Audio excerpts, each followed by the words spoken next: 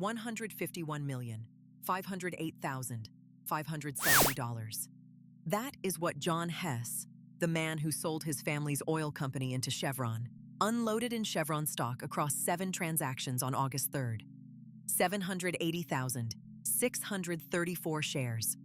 Today, we break down that sale, a jobs number that missed by 26,000, and an 800% moonshot built entirely out of paperwork.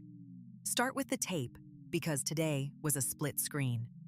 The S&P 500 closed at 7,722.12, down 0.186%. Call that flat with a downward tilt. The Nasdaq Composite was the weak link at 26,363.44, off 0.833%.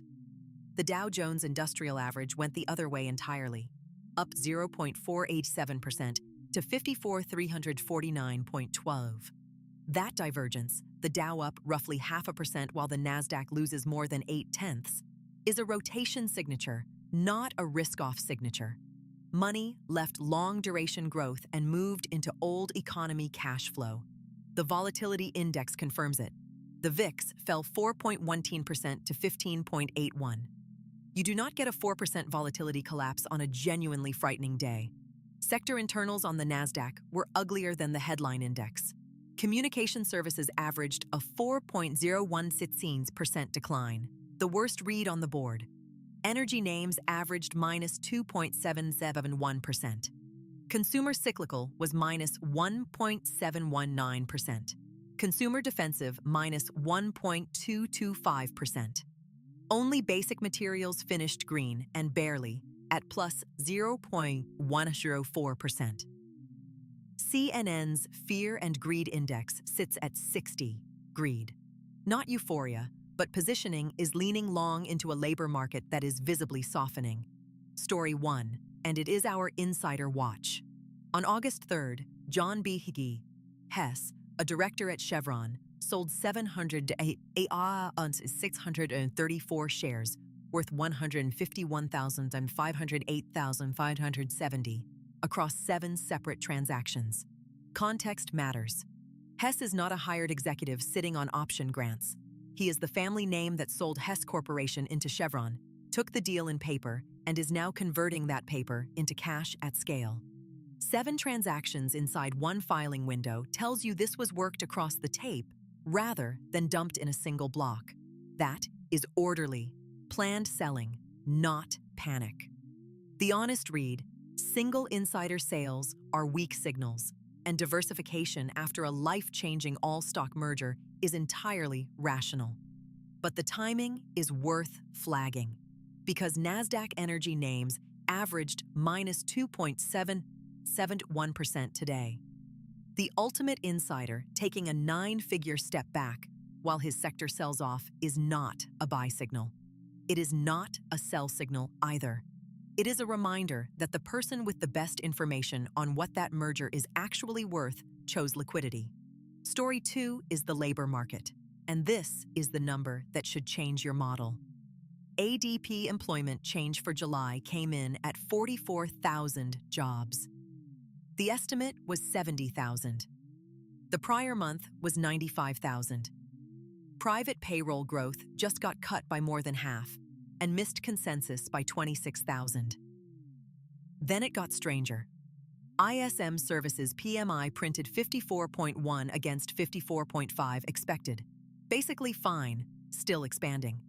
But underneath, ISM non-manufacturing employment collapsed to 47.4 from 51.2, a contraction reading. And ISM non-manufacturing prices jumped to 70.3 versus a 65 estimate and 67.7 prior. Read those together. Services activity is holding, services hiring is shrinking, and services input prices are accelerating. That is the stagflation cocktail in miniature. The MBA 30-year mortgage rate went the wrong way too, 6.81% versus 6.76% previously. Weaker jobs did not buy consumers cheaper credit today. That combination is precisely why the Dow beat the Nasdaq by 0.7%. Story 3. The microcap casino reopened, and both doors were swinging. YXT.com Group Holding closed at $23.43, up 801.15%. The explanation sits in the filings, not the fundamentals.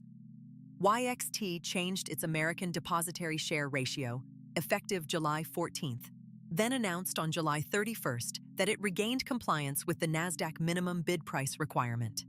Ratio changes shrink the share count and mechanically inflate the price. Treat an 800% move built on that plumbing with extreme skepticism. The same story runs in reverse on the downside. Recon Technology fell 84.553% to 6.36 cents, days after announcing a $100 million at-the-market equity offering program. A $100 million shelf against a sub-dime stock is dilution with no visible ceiling. China SXT Pharmaceuticals dropped 46.39% to 6.6 cents after announcing a share consolidation, following a $9 million registered direct offering that closed July 24th. And Gengi Biotechnology rose 84.375% to $2.36, while still carrying a Nasdaq minimum bid price deficiency notice. Different tickers. One theme: compliance engineering, not earnings. Now to the disclosure files. Senator Shelley Moore Capito of West Virginia disclosed a sale of Microsoft in the $15,001 to $50,000 range, transacted July 21st and reported August 4th. The more interesting cluster belongs to Representative April Delaney of Maryland's 6th District, who filed 4 trades on August 4th. She sold Tractor Supply Company on July 27th and bought 3 names, Formula One Group and Hubbell Incorporated on July 23rd, and BWX Technologies on July 24th, each in that same $15,001 to $50,000 band. Look at the shape of that basket. Out of a rural retail consumer name into electrical infrastructure and nuclear components. That is a grid and power build-out trade.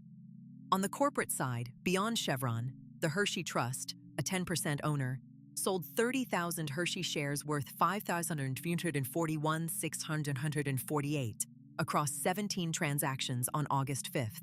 Director Ian Clark sold 2,253 451 of Guardant Health.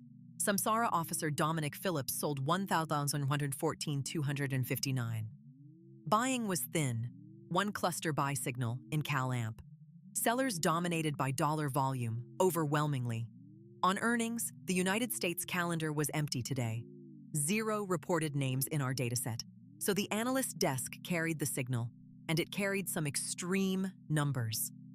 Jefferies kept what it called a constructive stance on Flutter Entertainment, despite a messy second quarter, holding a $210 price target against a $90.33 UDI share price. That is 132.5% implied upside. H.C. Wainwright raised Zymeworks to $51 from $46 versus a $23.57 price, 116.4% upside. And Jefferies analyst Maury Raycroft trimmed Tyra Biosciences to $42 from $44, still 63.4% above the $25.71 quote. Notice the pattern. Targets are being maintained or raised into falling prices in biotech and gaming. Either the sell side is late to a repricing, or these names are genuinely dislocated. Historically, when that gap exceeds 100%, the target moves toward the price far more often than the reverse. 3 things matter into tomorrow. First, jobs follow through. ADP at 44,000 and ISM Services Employment at 47.4 set up an extremely high-stakes red on the official labor data. If hiring confirms weakness while ISM prices sit at 70.3, the rate cut trade and the inflation trade begin fighting each other, and multiple compression hits the Nasdaq hardest. Second, the earnings calendar goes offshore. On August 7th, we get JOPFA in Jakarta, with roughly 15.1 trillion rupiah in estimated revenue, plus Korean issuer 036460, estimated at 876 won per share, on about 7.5 trillion won of revenue. August 10th and 12th bring the Bancolombia lines, with estimated earnings per share near 2,083.81 and 2,101.76. Watch those for food inflation and bank credit quality read-through. Third, sentiment. SanDisk was the #1 Reddit ticker with 879 mentions, up 295.9% day over day. Retail crowding at that velocity usually precedes a volatility event in the name itself. The theme today: the Dow bought cash flow, the Nasdaq sold duration, and the Ultimate Insider sold $151.5 million. Subscribe for tomorrow's Data First recap.